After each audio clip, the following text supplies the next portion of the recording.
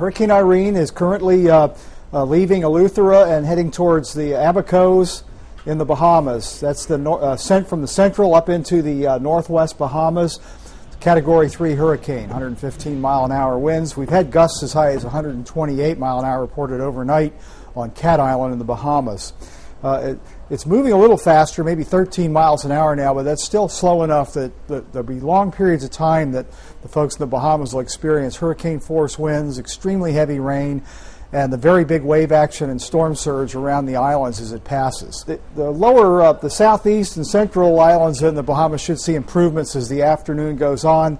It won't be till after this evening that we start seeing improvements in the northwest Bahamas. What's next is we're moving north-northwest now. We expect it to turn more to the north, and depends on whether it's a little bit more northeast or straight north as to where exactly on the North Carolina coast the center might make landfall. In anticipation of that, we do have a hurricane watch up now for most of the North Carolina coast, tropical storm watch southwest of that for the impacts of the storm on the west side. Everyone in this area should be paying attention to your local officials and what recommendations you now are getting for evacuation and really finishing off any preparations you have to do.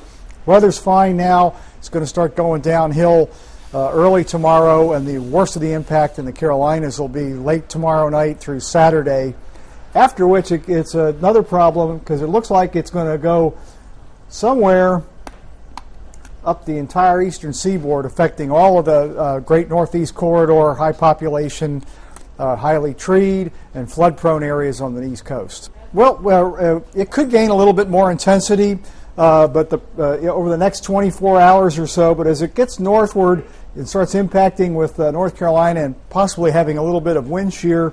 That'll be the end of the intensification process.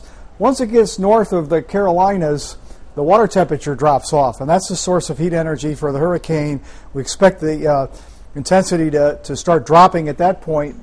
The speed at which it drops may be a function of how close to land it is and whether the wind shear that we're seeing in the forecast how quick it has an effect on the storm. It won't matter as much as far as the overall impact in a large area of at least tropical storm force winds and extremely heavy rain.